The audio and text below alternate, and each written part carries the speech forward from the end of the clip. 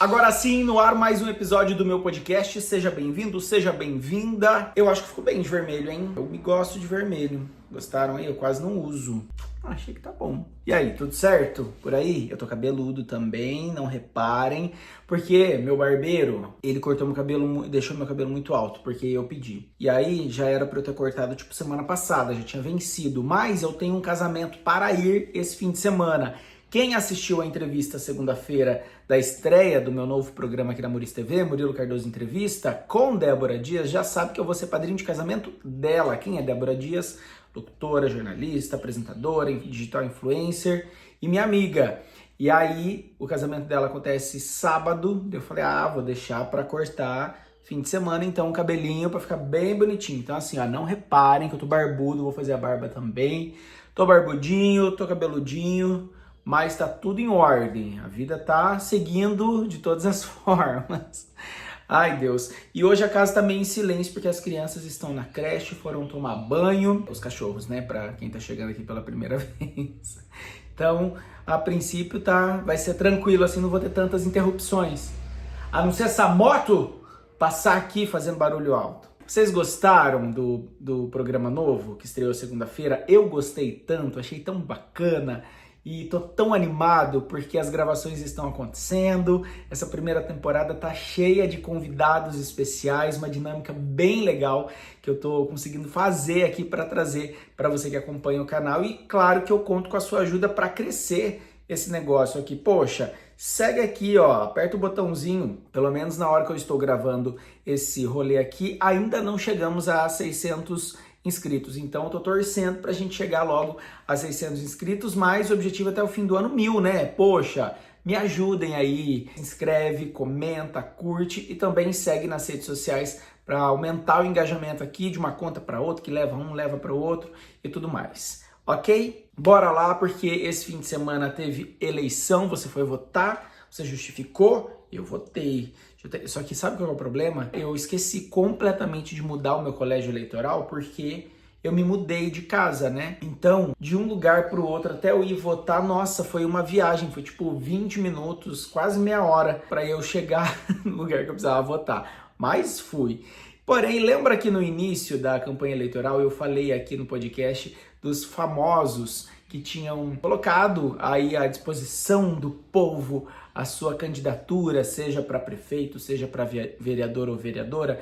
Então, vamos fazer um balanço dessa turminha? Quem que se elegeu, quem não se elegeu, para a gente ver, né, em que pé que tá essas celebridades agora como parlamentares em seus respectivos municípios. Bora lá, vamos fazer um check-in? Então vamos. Para começar, tem ela que não falamos aqui, até porque ela não é uma celebridade, ela é uma pessoa conhecida pela história de vida dela e da família dela, Ana Carolina Oliveira, do Podemos. Ela foi eleita vereadora com 127.343 votos em São Paulo. Ela é mãe da Isabela Nardoni, ela que ganhou projeção depois do trágico assassinato da filha dela em 2008. Então ela foi eleita de forma bem considerável, teve uma votação bem expressiva, inclusive ela foi a segunda mais votada de São Paulo e a terceira mais votada do país inteiro. Muito legal, né? A campanha dela foi centrada na defesa das vítimas de violência. Muito bem, nossa, acho que foi um acerto aí, tomara que ela tenha um bom mandato, uma boa candidatura. Outra pessoa que não é celebridade também, tá aqui nessa lista que eu peguei, mas que não é celebridade, mas que também teve uma projeção, é o Leniel Borel. Ele teve 34 mil votos no Rio de Janeiro. Ele é pai do menino Henri Borel, morto há 3 anos no apartamento em que morava com a mãe e o padrasto lá no Rio de Janeiro. Ele sai em defesa dos direitos das crianças e adolescentes e a bandeira é que ele deve carregar aí nos próximos 4 anos, a partir do ano que vem, né, na sua candidatura, né, no seu mandato como vereador do Rio de Janeiro. Tami Miranda, eleito vereador com 50 mil votos em São Paulo. Ele foi eleito pela primeira vez em 2020 como o 9º vereador mais votado de São Paulo e garantiu a reeleição no município nesse pleito. Polêmico, né? Teve várias falas problemáticas também. Um homem trans que poderia, né, trazer umas pautas mais relevantes, mas, por exemplo, duvidou do padre Júlio Lancelotti, né? Participou até daquela CPI e tudo mais. Achei tão confuso, tão incoerente, sei lá. Mas, enfim, foi reeleito aí 50 mil votos, não é pouco, né? Quem foi eleito vereador em Cotia, São Paulo, foi o Alexandre Frota. Porra, mas por que Cotia, será? Com 2 mil votos, olha a diferença. Do Tami, 50 mil, ele 2.893 votos. Ator e ex-deputado federal, Frota foi eleito vereador na cidade de Cotia. Mas tem um negócio aqui, ó. Ele foi eleito por média, que é quando sobram vagas e elas são preenchidas pela divisão dos votos válidos pelo quociente partidário mais um. Então ele entrou ali quase que por tabela. Mas ele não é mais deputado? Eu achei que ele tinha ganhado, ou ele deixou de ser deputado para ser vereador. E por que a cidade de Cotia? Que estranho. Ele é de Cotia? Pode ser que ele seja e eu não tô sabendo, né? Babu Santana, Babu Santana foi eleito vereador suplente com 5.305 votos no Rio de Janeiro. Ator de destaque nacional, especialmente após a sua participação no BBB 20. Babu não foi eleito, mas ficou como suplente de vereador no Rio de Janeiro. Sabe quem votou nele?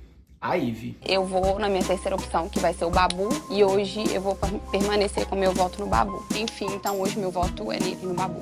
Eu vou estar indicando a Fly hoje. A pessoa que eu continuo mais distante da casa, que eu menos falo e que eu tive motivos concretos para votar, ainda continua sendo o Babu. Então, já deve estar engraçado isso aqui, né? Mas das pessoas que eu tenho contato aqui dentro da casa, o Babu continua ainda assim sendo a pessoa que eu tenho menos proximidade. Thiago, eu vou votar no Babu. Eu sei que é muito dolorido, mas a pessoa que eu tenho menos contato ainda na casa é o Babu. Eu não vou votar em outra pessoa, não vou mesmo. Enquanto ele estiver aqui dentro da casa, eu vou votar nele. Gente, o Cabeção foi eleito vereador suplente também, 456 votos, o Sérgio Rondiakoff. Ele que enfrentou problemas contra a dependência de drogas, está sóbrio há 2 anos, e apesar de não ter sido eleito, ficou ali com uma vaga de suplente. Se alguém tiver uma dor de barriga, ele vai lá. Mário Gomes, republicano, nossa, a gente falou dele, hein? A gente falou nele, no Mário Gomes, aquele ator que até tava vendendo água de coco na praia, não sei o que lá.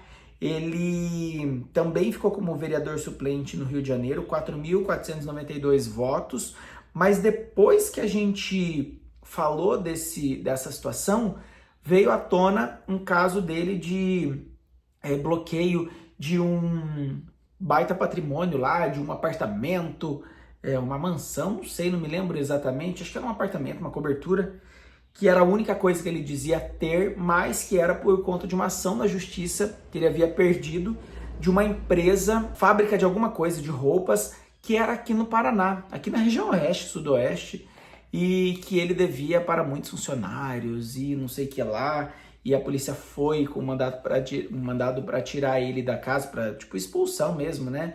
Que ele precisava liberar o imóvel, que foi leiloado por um valor super abaixo do que era avaliado, né? Aquele imóvel, e ele bateu o pé, ele chegou até a ser internado com 2 hérnias, mas conseguiu pelo menos ficar como suplente. Nossa, que sururu, né?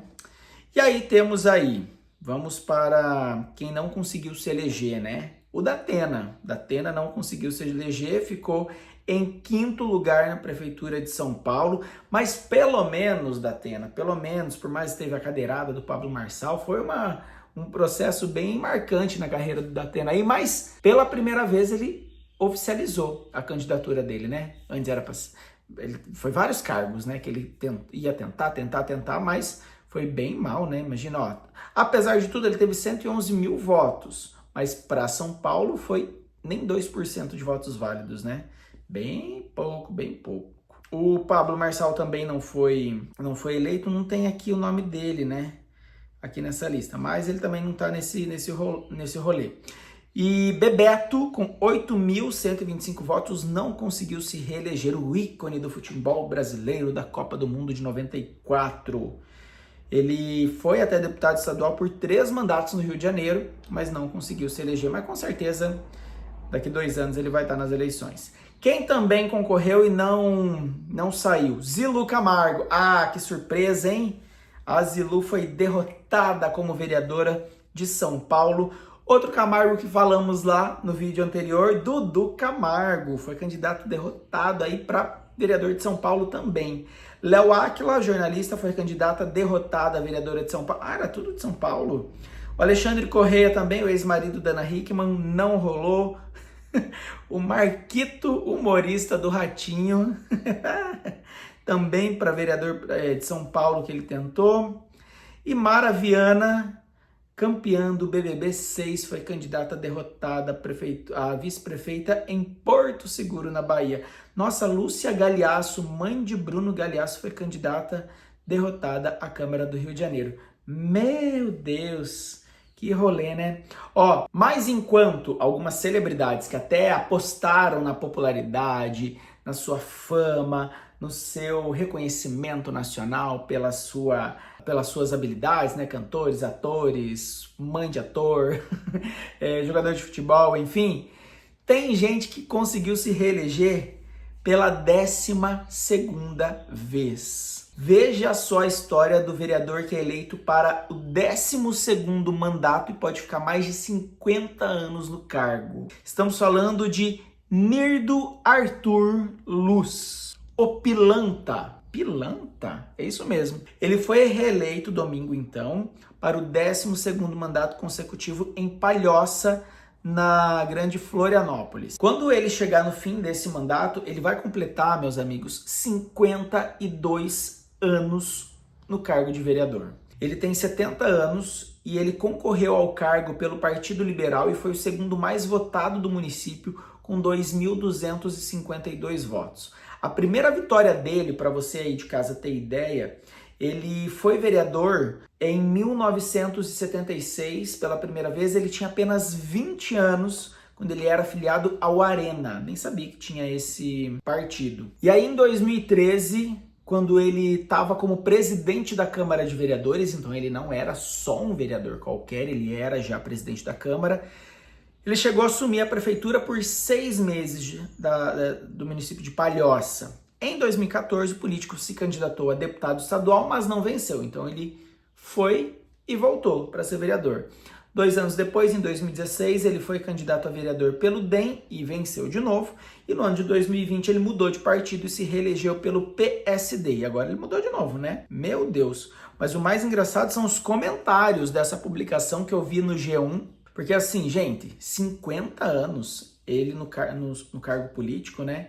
Porque para vereador a legislação é diferente, né? Ele pode ser consecutivo, né? Podem ser consecutivos os mandatos, diferente de prefeito e presidente e tudo mais. Então, meu Deus, daí o pessoal comentando, né? Contra a velha política, me deixe mais 50 anos. Ó, isso deveria ser proibido por lei. Vereadores no máximo 3 mandatos e já era. 12 anos já é muito tempo, tem uma pessoa que comentou, né? O Brasil parece uma grande abertura de The Office. A gente vai falar de The Office aqui. Você já assistiu The Office? Você assiste The Office? Eu juro que eu já tentei, eu acho que umas 3 vezes. Eu não consigo me apegar. Eu passo do primeiro, segundo capítulo, parece que eu sempre assisto o primeiro, segundo capítulo, primeiro, segundo episódio, na verdade, e eu nunca consigo pegar gosto. Ai, sério, é muito legal mesmo, porque todo mundo fala de The Office. Voltando, o que não tem aqui na matéria, que eu fiquei bem curioso, é se esse Nirdo Arthur Luz, o Pilanta, o nome do cidadão, né, Pilanta, se ele tem projetos, né, se mesmo assim, né, depois de tantos e tantos mandatos um atrás do outro, se ele faz alguma coisa pelo município para fazer jus, né, a essa candidatura e a esses votos tão expressivos assim, né? Isso que eu queria saber. Se você souber, me conta aqui no comentário, porque eu não pesquisei, não. Até agora, vamos lá, a gente falou dos famosos ou das pessoas conhecidas na mídia que se elegeram ou reelegeram, no caso do Tami, né? Temos os famosos que não se elegeram, temos o vereador que se elegeu pela 12ª vez e temos uma candidata a vereadora do Rio de Janeiro que não recebeu nem o próprio voto, meus amigos. Pois é, estamos falando de Marileide Faz, ela que era candidata do Avante, 70 anos de idade, ela terminou as eleições de 2024 sem receber nenhum voto, nem mesmo o próprio. Essa foi a segunda tentativa dela para entrar para a política. Em 2020 ela também não conseguiu se eleger, mas pelo menos, olha só, ela ficou como suplente do partido, recebendo 234 votos. Então, assim, ok. Mas a candidatura dela apresentou inconsistências, porque em 2020 ela disse que era natural de Ladário, no Mato Grosso do Sul. E esse ano ela disse que era natural de Corumbá, que é uma cidade vizinha também ali no Mato Grosso do Sul. E aí foi só ladeira abaixo, teve essa inconsistência, essa fraude, e sei lá, né, por que ela mudou e tudo mais. Eu falei que não ia ter cachorro, tem carro passando, caminhão, disco voador, sei lá. Mas aí ela nem votou em si mesma, e aí fecha, né, essa tentativa, né, de candidatura. Poxa, mas a autoestima da pessoa vai aonde, né? Cadê os amigos, os familiares? Poxa vida, porque 234 pessoas que votaram na eleição passada e agora ninguém? Cadê essas 234 pessoas, né? Muito triste, que sururu, né? Boa sorte pra ela e ela que decida onde que ela nasceu, porque, coitada, tá confusa. Talvez se ela não sabe, né, onde ela nasceu exatamente, ela também não soube ali os números dela e tudo mais. Vocês viram que a Xuxa, inclusive, foi votar e ela esqueceu o número? Teve que voltar, colar no celular e ir lá votar de novo. A rainha tá ficando velha, meus amigos. Falando em celebridades, gente, e essa história do Leonardo aí? Leonardo é incluído na lista suja do trabalho escravo. É mole esse rolê? Vocês estão sabendo dessa? Pois é. Vamos lá, vou explicar para você o que tá acontecendo. O cantor Leonardo foi incluído no governo na lista suja de trabalho escravo do Ministério do Trabalho e Emprego. Essa lista ela foi atualizada essa semana e foram adicionadas, o que surpreende, 176 novas pessoas físicas, ou seja, os patrões, ou então pessoas jurídicas, empresas, sendo 20 deles por trabalho análogo à escravidão no âmbito doméstico. Agora, a relação conta com 727 nomes. Tá, vamos pensar aqui uma coisa. Primeiro, vamos deixar o Leonardo aqui de lado, mas não esquecer dele. Quando a gente fala, em pleno 2024, numa lista suja de trabalho escravo no Brasil, do Ministério do Trabalho e Emprego, que conta com mais de 700 nomes, incluindo novos 176 nomes de pessoas, de patrões ou empresas que tenham relação com trabalho escravo, e se desse total, né, é um trabalho análogo à escravidão e tudo mais, e que tenha, né, esses 20 tenham a prática mais ofensiva, isso é muito sério, isso é muito grave e falta fiscalização por parte das autoridades para que isso não aconteça. Quantas vezes você aí já viu matérias no Fantástico, no Domingo Espetacular, esses programas que abordam mais a fundo esse tipo de assunto, de pessoas, na maioria das vezes, pretas e até mesmo mulheres, que ficaram 50, 60 anos vivendo escravizado. Eu lembro de uma matéria, agora eu não sei se era na Globo ou em que canal que era, que uma repórter foi conversar com uma mulher que tinha sido libertada depois de décadas. Se eu achar, eu vou colocar aqui na edição. E que quando a repórter, que era branca, ia chegar perto dela, o conceito de visão de mundo daquela mulher que foi escravizada a vida inteira e que ela tinha na cabeça dela que ela era preta, ela era inferior e que ela teria que servir o branco, que a repórter, quando se aproximava, ela parecia, de verdade, parecia um animal, um bicho assim, assustado, preocupado, com medo. Ela não conseguia olhar diretamente para a repórter. Eu fico com receio de pegar na sua mão branca. Mas por que você... Mas você tem medo de quê? Não, porque eu vejo sua mão branca, aí eu pego a minha bota em cima da sua, aí eu acho feio isso. Sua mão é linda, sua cor é linda. Olhe pra mim. Aqui não tem diferença. Pode ter que o tom é diferente. Tem sim diferença, olha aí, ó. Olha a cor, olha pra sua e olha pra minha. Pode ter essa diferença aqui de cor, mas você é mulher, eu sou mulher, os mesmos direitos e o mesmo respeito que todo mundo tem que ter comigo, tem que ter com você. Dona Madalena ainda não tem noção da força que tem. Sem saber, chacoalha o racismo com sua simplicidade, coragem e vontade de abraçar a nova vida. E é algo tão pesado que isso assusta demais. Isso assusta demais, gente. Pelo amor de Deus, isso é muito sério e numa crueldade tão grande. Olha, o que me conforta, eu, Murilo, é que eu acredito na lei do retorno. Sabe, o que você faz, você paga, o universo te devolve de alguma maneira. O que você faz de errado, o que você faz de desonesto, antiético, o universo te devolve. Deus, os santos, não sei qual que é a tua crença. Uma hora você paga por fazer coisa errada, por furar fila. Sei lá, eu tenho tanto essa questão de, sei lá, se eu achar dinheiro na rua que não é meu, eu não pego. Sabe, umas coisas tão assim que as pequenas coisas você começa a perceber que faz sentido sobre você pagar ou não nesse mundo maluco. Então, assim, é assustador e a gente precisa cobrar as nossas autoridades nesse sentido, porque não pode, esse número não pode continuar real e as autoridades não fazerem nada, os parlamentares não fazerem nada, fiscalizações mais robustas, mas ao mesmo tempo a gente sabe que muita gente tem o rabo preso e aí é um buraco que a gente nem sabe, né, o fim.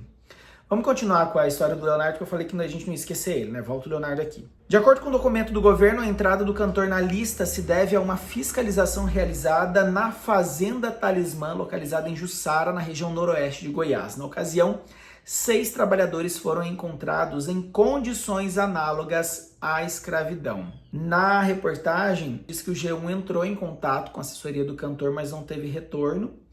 E ainda completa dizendo que a lista suja é um documento público divulgado semestralmente pelo Ministério do Trabalho para dar visibilidade aos resultados das fiscalizações do governo de combate ao trabalho escravo.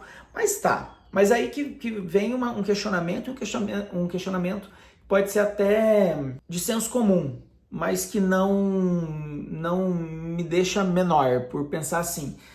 Se tem essa fiscalização e os números estão aumentando, essa fiscalização ela tá eficiente? E se esses nomes, esses tantos nomes antes do... Eu não sei fazer conta aqui, né?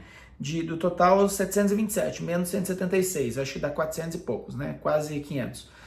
Desse total, nada foi feito. Qual que foi a punição para essas pessoas que entram na lista, né? Vamos lá. No geral, cada nome permanece na lista por um período de 2 anos, mas uma portaria publicada em julho estabeleceu novas regras que permitem que os empregadores sejam retirados do cadastro antes desse prazo ou até mesmo evitem entrar. Tá, mas a troco do quê? De melhorar as condições de trabalho, de pagar o que esses empregadores devem para esses trabalhadores. Na verdade, não é pagar o retroativo, né? Não é isso, mas na verdade é uma... Qual que é o nome? Esqueci completamente o nome, mas pagar o que deve, né? O que a justiça determinar. Ação, né? Ganhar uma ação e tudo mais, ação judicial a partir disso tudo. O que o dinheiro não traz de volta, seja liberdade, seja condições de vida, seja condições emocionais, que a gente não sabe o que essas pessoas viveram nesse período. Gente, é muito sério, é muito sério. Porém, à tarde dessa segunda-feira, o cantor Leonardo usou as redes sociais para esclarecer aos seus fãs essa situação, e o posicionamento aconteceu depois dessa matéria vir à tona, né? Dizendo, né, que o nome dele teria entrado nessa lista suja. Ele disse que plantou tomate, que sabe como que a vida é, que a vida é difícil, que ele e o coração dele jamais faria isso, então ele acha que é um equívoco muito grande, que ele não se mistura, que ele não se inclui nessa lista. Aí ele aproveitou também para explicar que em 2022 ele arrendou uma parte da fazenda Lacanca, que ele é dono para que uma pessoa plantasse soja, e depois de um tempo ele foi surpreendido pela visita do Ministério Público do Trabalho, dizendo que existiam funcionários ali que viviam em situações de analogia à escravidão no local. E aí ele disse que nunca ouviu falar no funcionário, que ele não ia lá nessa fazenda, que ele arrendou, que ele não conhecia, e que foi uma surpresa porque a multa foi para ele, porque a propriedade estava no nome dele, né? Ele disse também que respeita as autoridades e que pagou as multas que recebeu, tendo o caso arquivado. Olha só, né? O Ministério Público do Trabalho confirmou ao G1 que abriu inquérito civil em 2023 e o procedimento correu em sigilo e foi arquivado em abril de 2024. Mas aí eu ponho você para pensar. Se isso existiu numa propriedade dele, e ele pagou as multas que vieram para ele e tudo mais, será que se a gente olhasse para o próximo com um pouco mais de carinho, de respeito, de atenção, com honestidade, não seria mais justo e honesto você ir atrás das autoridades para que investigue mais a fundo o que estão fazendo com os seres humanos que trabalham ali numa propriedade que está no teu nome? É um questionamento. A explicação dada ao cantor já havia sido informada ao G1, porque então foi atualizada na nota, pelo advogado Pedro Vaz, segundo a defesa. Quando o Ministério Público do Trabalho se manifestou, um termo de ajustamento de conduta foi firmado e todos os problemas foram resolvidos, mesmo sem serem de responsabilidade direta do Leonardo, dado o arrendamento da fazenda. A defesa informou que estão sendo tomadas todas as medidas necessárias para remover o nome de Leonardo da lista mencionada. O Ministério do Trabalho e Emprego explicou que a lista suja é atualizada semestralmente e visa dar transparência aos atos administrativos decorrentes das ações fiscais de combate ao trabalho análogo à escravidão. Gente, para mim, assim, é o que eu acabei de falar, independente se ele tem relação ou não com esse trabalho direto, se está no nome dele, está tão próximo a ele, como seria, de alguma forma, fazer parte de algo para contribuir, né? Isso, tudo bem, ele pode olhar para o próprio umbigo dele, tá tudo bem, ele só estava arrendando a terra, pensando no dinheiro, no lucro. Mas, gente, são pessoas, né? Estão perdendo a vida, isso daí é muito sério, né? Muita loucura. Mas aí tem mais. Segundo o documento do Ministério do Trabalho e Emprego, no qual o G1 teve acesso, as fazendas Lacanca e Talismã, que pertencem a Leonardo, foram alvo de fiscalizações em novembro do ano passado e durante essa ação foram constatadas diversas irregularidades trabalhistas, incluindo a manutenção de trabalhadores em condições análogas à escravidão. Dos 18 trabalhadores encontrados, 6 foram resgatados por estarem em condições degradantes, incluindo um adolescente de 17 anos realizando trabalho proibido. O documento explica que entre as irregularidades encontradas estavam a falta de registro formal de empregados, a ausência de contratos de trabalho e não anotações nas carteiras de trabalho. Também foram constatadas condições precárias de alojamento, como falta de instalações sanitárias adequadas, falta de acesso à água potável, alimentação em condições insalubres na fazenda Lacanca e ausência de equipamentos de proteção individual na fazenda Talismã. Lembrando que a Talismã ele não mexeu, ele falou que foi na Lacanca, né? Segundo o documento do governo federal, os trabalhadores viviam em uma casa abandonada, improvisando locais para dormir, com telhado danificado, infestação de morcegos e más condições de higiene e segurança.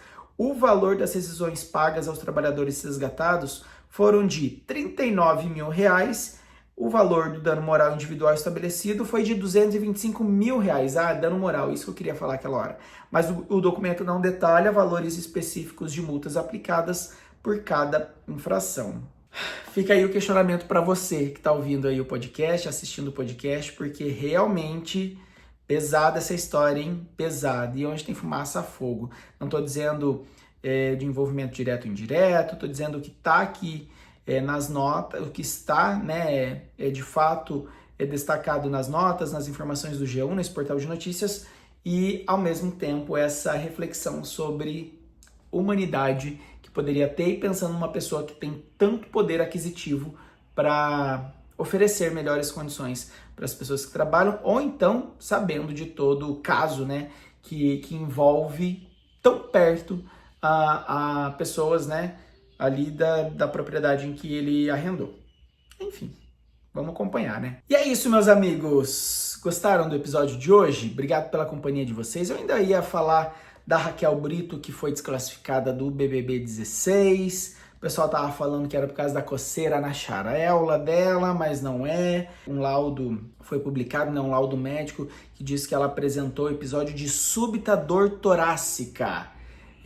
Para quem não sabe, Raquel Brito é a irmã do Davi Brito, que ganhou o Big Brother. Ela tá participando da Fazenda e ela foi afastada depois de uma prova que ela passou mal no domingo.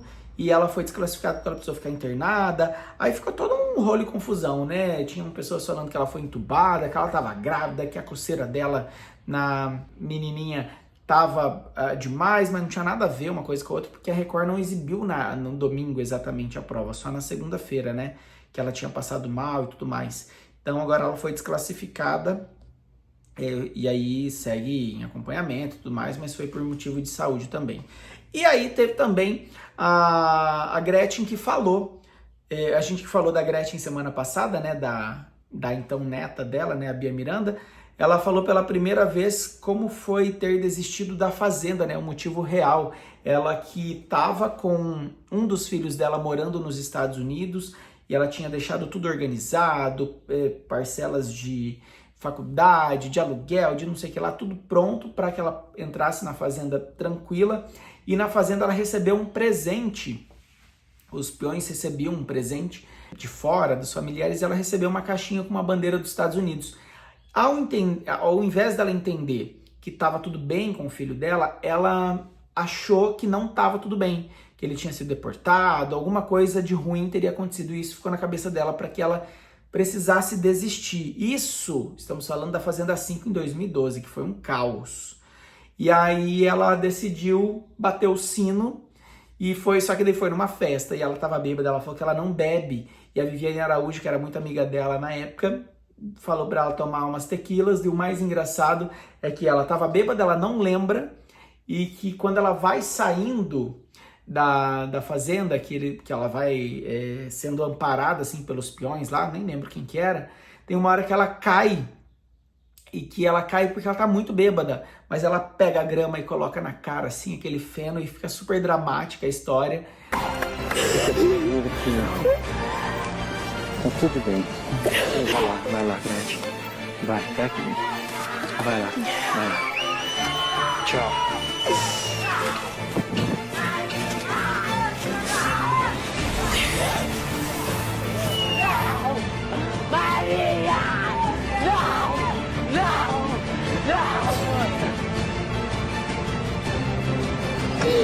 Mas na verdade, e por fim, tava tudo bem aqui fora, ela poderia ter ficado mais. Mas foi um episódio marcante e ela revelou isso agora no programa de frente com a blogueirinha, que saiu essa nota. Beleza? Meus amigos, obrigado pela companhia, mais uma semana aqui no podcast, toda quarta-feira. Não esquece de se inscrever, por favor. Se você está assistindo aqui e não se inscreveu ainda, clica no botão, deixa o seu like, comenta aqui também, né, conforme o que você acha dessas histórias, o que você achou do Leonardo, hein?